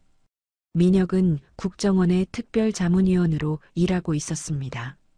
주 3회 국정원 건물의 한 회의실에서 북한 군사 전문가들과 만나 자신이 알고 있는 모든 것을 공유했습니다. 북한 공군의 훈련 체계, 전투기 운용 방식, 조종사들의 심리 상태, 내부 분위기, 그가 16년 동안 몸으로 익힌 모든 지식이 한국 국방에 도움이 되고 있었습니다. 그가 타고 온 미그 29는 공군기술연구소에서 철저히 분석되었고 그 결과는 매우 유용했습니다. 엔진 성능, 레이더 시스템, 무기 체계, 모든 것이 한국군의 대비 태세를 강화하는 데 기여했습니다. 민혁은 그 일에 자부심을 느껴야 했지만 그럴 수 없었습니다. 그가 제공한 정보가 언젠가 북한을 공격하는 데 쓰일지도 모른다는 생각이 그를 괴롭혔습니다. 어느 날 오후 민혁은 국정원 회의를 마치고 집으로 돌아왔습니다. 해가 서쪽으로 기울고 있었고 거리에는 퇴근하는 사람들로 붐볐습니다. 민혁은 그 사람들 사이를 걸으며 생각했습니다. 저들은 얼마나 평범한 삶을 살고 있을까요? 저녁에 집에 가면 가족이 기다리고 있고 따뜻한 식사를 함께하고 텔레비전을 보며 웃고 그렇게 하루를 마감하겠죠. 원룸에 도착한 민혁은 문을 열고 안으로 들어갔습니다. 텅 빈 방에는 침대 하나, 작은 책상 하나, 그리고 벽에 걸린 달력이 전부였습니다. 민혁은 책상 서랍을 열고 수진이의 사진을 꺼냈습니다. 사진은 이제 너무 많이 만져져서 모서리가 해지고 색이 바랬습니다. 하지만 딸의 웃는 얼굴은 여전히 선명했습니다. 수진아, 너는 지금 어디에 있니? 민혁은 사진을 가슴에 안고 침대에 누웠습니다. 매일 밤 그는 이렇게 딸의 사진을 보며 잠들었고 매일 아침 그는 이 사진을 보며 하루를 시작했습니다. 최 과장에게서는 한 달에 한 번씩 연락이 왔지만 그때마다 구체적인 소식은 없었습니다. 계속 추적 중입니다라는 말만 반복될 뿐이었습니다. 민혁은 천천히 잠에 빠져들었습니다. 오늘도 꿈을 꿀 것입니다. 가족과 함께 있는 꿈이거나 가족을 잃어버리는 악몽이거나 둘 중 하나일 것입니다. 그런데 그날 저녁 민혁의 휴대전화가 울렸습니다. 화면에는 최 과장의 이름이 떠 있었습니다. 민혁은 벌떡 일어나 전화를 받았습니다. 심장이 빠르게 뛰었고 손이 떨렸습니다. 과장님, 강 선생님, 좋은 소식이 있습니다. 최 과장의 목소리에는 평소와 다른 무언가가 섞여 있었습니다. 설렘이었을까요? 아니면 안도감이었을까요? 무슨 소식입니까? 중국 쪽 정보망에서 확인했습니다. 당신 아내와 따님이 탈북 브로커를 통해 북중 국경을 넘었습니다. 민혁의 숨이 멈췄습니다. 그는 제대로 들은 것이 맞는지 확인하고 싶었습니다. 정말입니까? 정말 제 가족입니까? 이름과 나이가 일치합니다. 송영희 34세, 강수진 8세. 당신 가족이 맞습니다. 민혁의 눈에서 눈물이 쏟아졌습니다. 6개월 동안 기다려온 소식이었습니다. 그는 전화기를 꽉 쥐고 떨리는 목소리로 물었습니다. 지금 어디에 있습니까? 중국 단둥 근처에 있습니다. 우리 브로커가 그들을 안전한 곳으로 옮겼고 지금 한국 입국 절차를 진행하고 있습니다. 언제 올 수 있습니까? 최소 2주에서 3주가 걸릴 것입니다. 중국 공안의 감시를 피해 제3국을 경유해야 하니까요. 인내심을 가지십시오. 알겠습니다. 제가 무엇을 준비해야 합니까? 아무것도 준비하지 않아도 됩니다. 우리가 모든 것을 처리할 것입니다.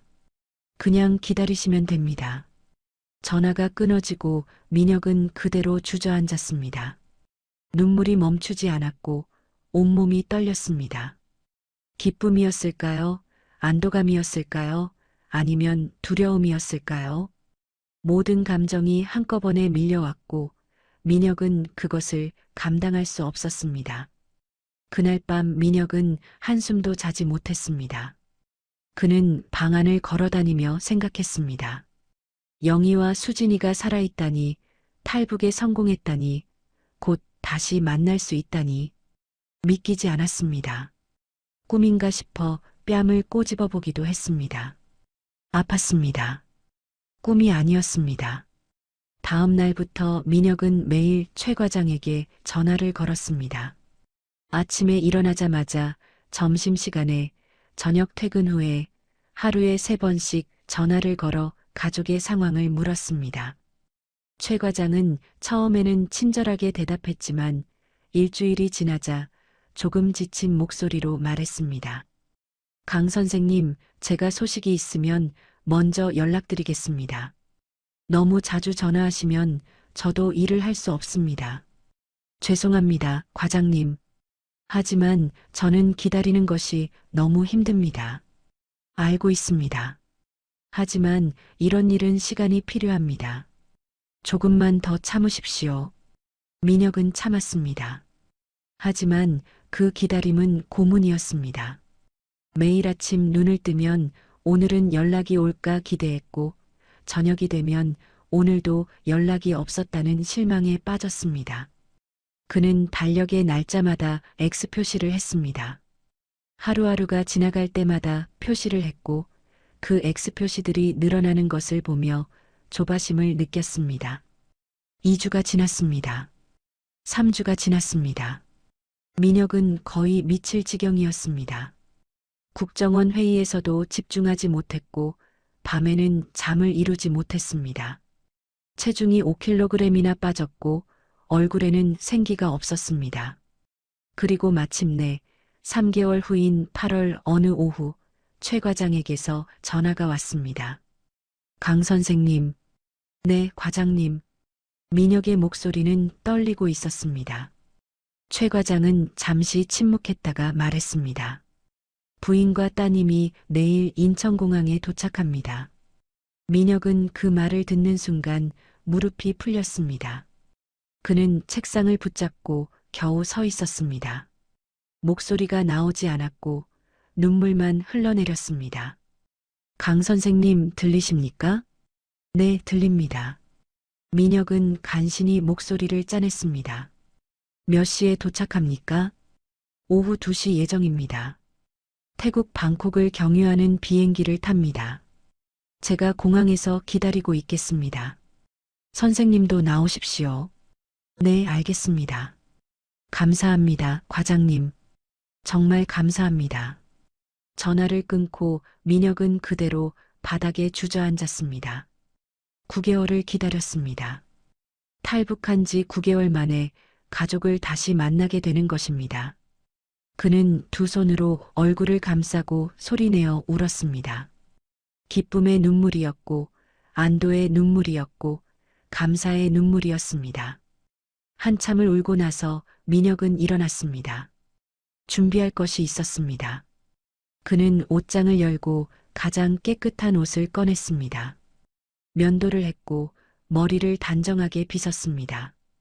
거울을 보니 9개월 동안 많이 늙은 자신의 얼굴이 보였습니다. 머리에는 흰머리가 섞였고 얼굴에는 주름이 깊어졌습니다. 하지만 오늘만큼은 행복해 보이고 싶었습니다. 그날 밤 민혁은 잠들지 못했습니다.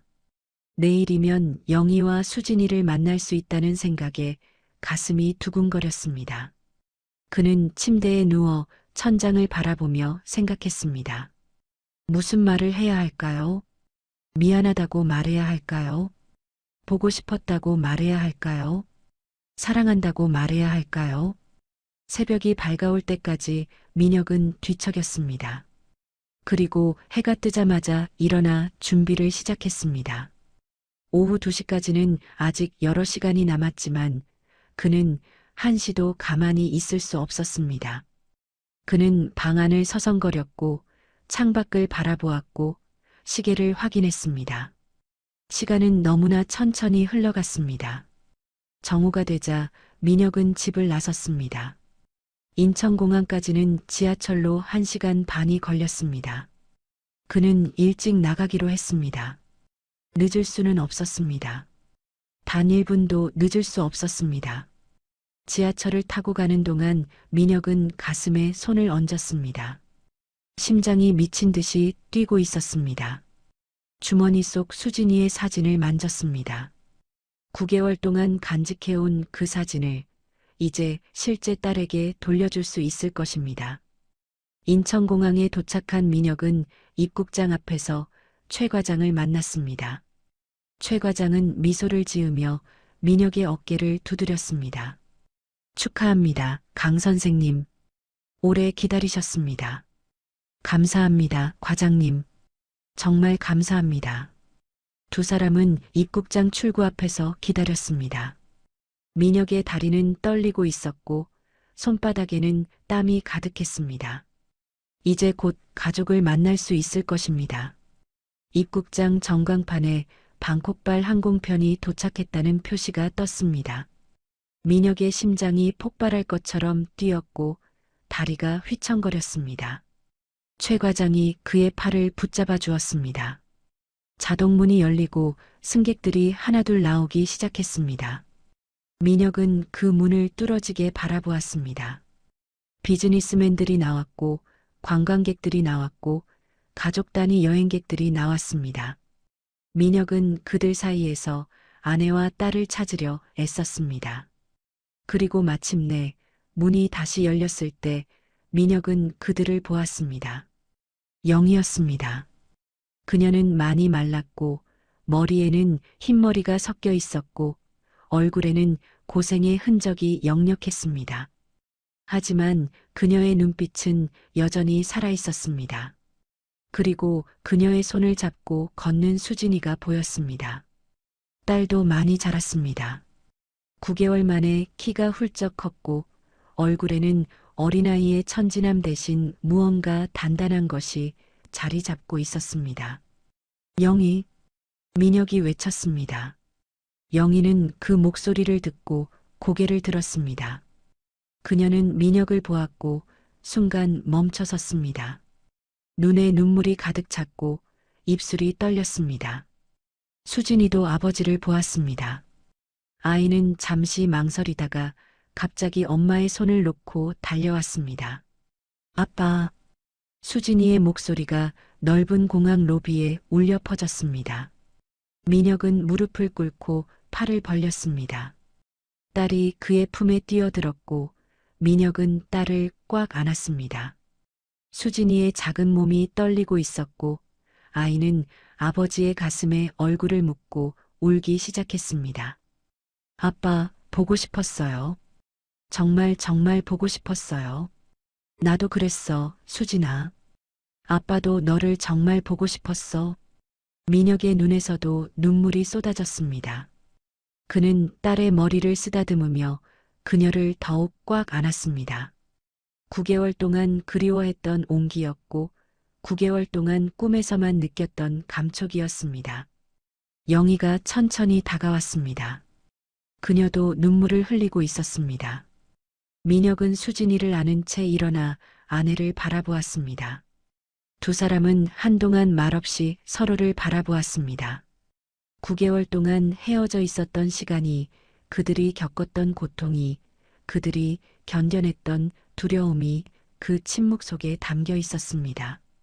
여보. 영희가 먼저 입을 열었습니다. 그녀의 목소리는 떨리고 있었지만 그 안에는 따뜻함이 있었습니다. 당신 믿었어요. 당신이 우리를 구할 거라고 믿었어요. 미안해요. 당신들을 혼자 두고 와서 정말 미안해요. 민혁의 목소리도 떨렸습니다. 영희는 고개를 저었습니다. 미안해하지 말아요. 당신이 없었으면 우리는 탈출할 생각도 못했을 거예요. 당신이 먼저 길을 열어줬어요. 영희가 다가와 민혁의 등을 감싸 안았습니다. 세 사람은 공항 한가운데에서 꽉 껴안고 울었습니다. 주변 사람들이 쳐다봤지만 그들은 아무것도 보이지 않았습니다. 그들에게는 오직 서로만이 보였고 서로의 온기만이 느껴졌습니다. 최 과장은 조금 떨어진 곳에서 그 장면을 바라보았습니다. 그의 눈가도 촉촉해졌습니다. 그는 이런 일을 수없이 봐왔지만 매번 가슴이 뭉클해지는 것을 막을 수 없었습니다. 그는 조용히 돌아서서 그들에게 시간을 주었습니다. 한참 후 민혁은 딸을 내려놓고 그녀의 얼굴을 들여다보았습니다. 수진이의 눈은 빨갛게 충혈되어 있었지만 그 안에는 안도감이 가득했습니다. 수진아, 많이 힘들었지? 응. 하지만 엄마가 말했어. 아빠가 우리를 기다리고 있다고. 그래서 견뎠어. 민혁은 아내를 바라보았습니다. 영희는 미소를 지었습니다. 당신이 우리 희망이었어요.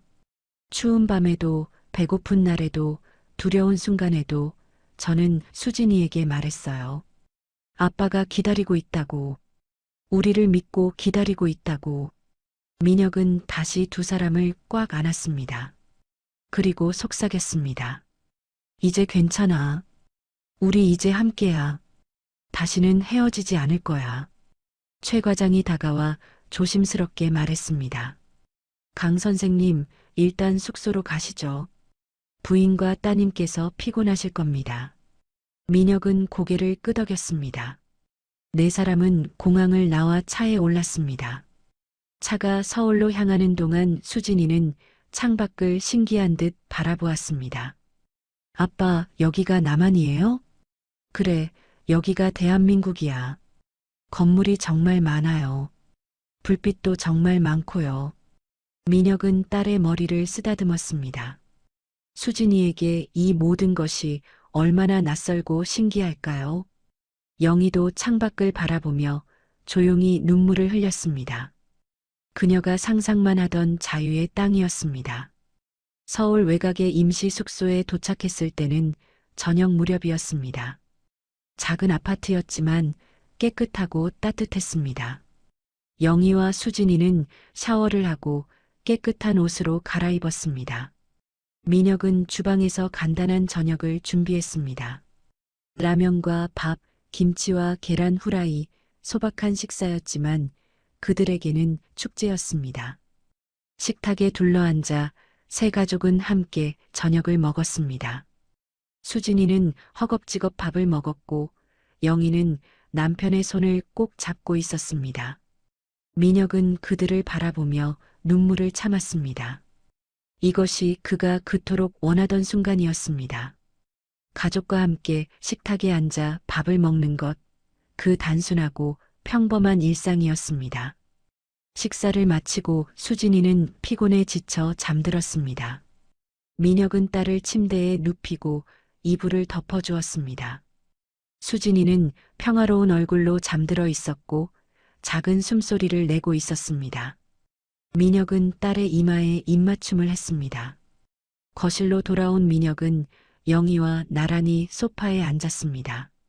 창밖으로 서울의 야경이 펼쳐져 있었고 수많은 불빛들이 반짝이고 있었습니다. 영희는 남편의 어깨에 머리를 기댔습니다. 여보, 우리 정말 해냈어요. 그래요. 우리 해냈어요. 앞으로 어떻게 될까요? 민혁은 창밖을 바라보며 대답했습니다. 모르겠어요. 하지만 우리 함께니까 무엇이든 할 수 있을 거예요. 진짜 삶이 이제 시작되는 거예요. 두 사람은 한동안 말없이 서울의 밤을 바라보았습니다. 자유는 공짜가 아니었습니다. 그 대가로 그들은 모든 것을 잃었습니다. 고향을, 친구들을, 익숙한 삶을요. 하지만 그들은 또한 모든 것을 되찾았습니다. 서로를, 가족을, 그리고 희망을요. 그날 밤 세 가족은 작은 아파트에서 함께 잠들었습니다. 평화로운 잠이었고 악몽이 없는 잠이었습니다. 내일 아침이면 새로운 하루가 시작될 것입니다. 어렵고 힘든 날들이 기다리고 있을 것입니다. 하지만 그들은 함께였고 그것으로 충분했습니다. 자유의 땅에서 세 사람은 진짜 삶을 시작했습니다. 여러분, 오늘의 이야기는 여기서 마무리됩니다. 한 남자가 가족을 구하기 위해 선택한 용기 있는 결단, 그리고 9개월간의 기다림 끝에 마침내 찾아온 감동적인 재회의 순간을 함께 나눴습니다. 이 이야기가 우리에게 남기는 교훈은 무엇일까요? 진짜 자유란 단순히 억압에서 벗어나는 것이 아니라 사랑하는 사람들과 함께 평범한 일상을 누리는 것이라는 점입니다. 강민혁에게 자유는 전투기를 몰고 휴전선을 넘는 순간이 아니었습니다. 그것은 가족과 함께 식탁에 앉아 밥을 먹는 그 순간이었습니다. 우리가 당연하게 여기는 일상이 누군가에게는 목숨을 걸어야만 얻을 수 있는 꿈이라는 것을 잊지 말아야 합니다. 오늘 저녁집에 돌아가시면 가족을 꼭 안아주시기 바랍니다. 그리고 함께 있을 수 있다는 것에 감사하시기 바랍니다. 이 이야기가 여러분의 마음에 와닿으셨다면 구독과 좋아요 버튼을 눌러주시기 바랍니다. 여러분의 작은 관심이 더 많은 이야기를 전하는데 큰 힘이 됩니다. 댓글로 여러분의 생각도 나눠주시면 감사하겠습니다. 다음 이야기에서 다시 만나 뵙겠습니다.